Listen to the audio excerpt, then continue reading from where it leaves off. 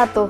Perkenalkan, saya Amira, finalis Quark 2024 level 3. Saya dari SD Islam Al-Azhar 35 Surabaya, Jawa Timur. Pada kesempatan kali ini, saya akan mempresentasikan proyek dengan judul Edukasi Pencegahan Stunting dengan Pujaan Hati. Puding jeli anti stunting harus tinggi gizi. Dalam proyek ini, saya ditemani dua teman saya sebagai kolaborator. Yang pertama, Asta Devi. Dan yang kedua, Nismara. Langkah pertama, kami lakukan identifikasi masalah. Kami berbagi tugas untuk mencari referensi tentang stunting. Saya bertugas mencari referensi tentang penyebab stunting. Devi bertugas mencari referensi area terdampak stunting di Surabaya. Dan Nismara bertugas mencari referensi tentang pencegahan stunting.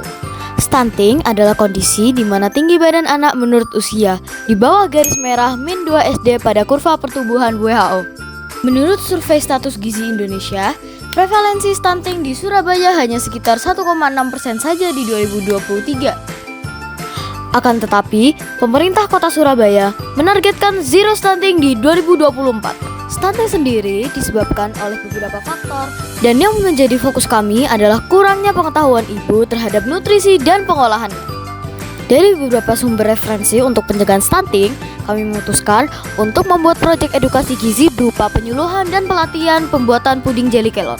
Moringa oleifera atau daun kelor dikenal juga sebagai tanaman ajaib karena kandungan nutrisinya yang sangat tinggi, bahkan terbukti mampu mengobati stunting. Karena itulah, kami beri judul proyek kita, Edukasi Pencegahan Stunting dengan Pujaan Hati. Puding jeli anti stunting harus tinggi gizi. Untuk lokasi proyek kali ini, kami memilih Kecamatan Gunung Anyar, di mana ada 12 hingga 20 balita stunting. Tepatnya di Balai RW 3 Kelurahan Gunung Anyar. Proyek edukasi diawali dengan pembagian pretest yang dilakukan oleh Devi.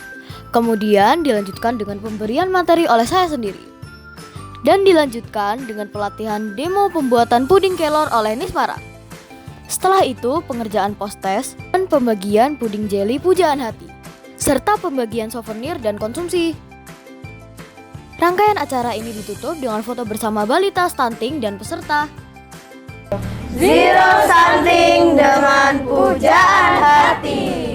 Distribusi data peserta pada proyek kami ini didominasi oleh wanita usia subur sebesar 35%, kemudian ibu dengan balita dan kader. Sedangkan pada tingkat usia didominasi oleh peserta dengan usia di antara 21 hingga 30 tahun sebesar 40%, diikuti usia 15 hingga 20 tahun.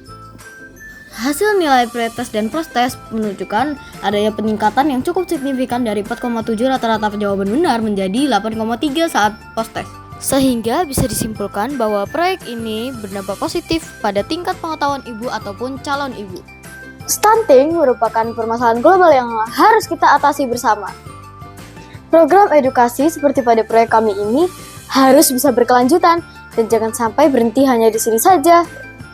Tetapi harus bisa jadi contoh di tempat lain agar cita-cita kita dapat tercapai dengan cepat, yaitu Indonesia Zero Stunting. Zero Stunting dengan pujaan hati. Sekian presentasi proyek kami, semoga bermanfaat. Wassalamualaikum warahmatullahi wabarakatuh.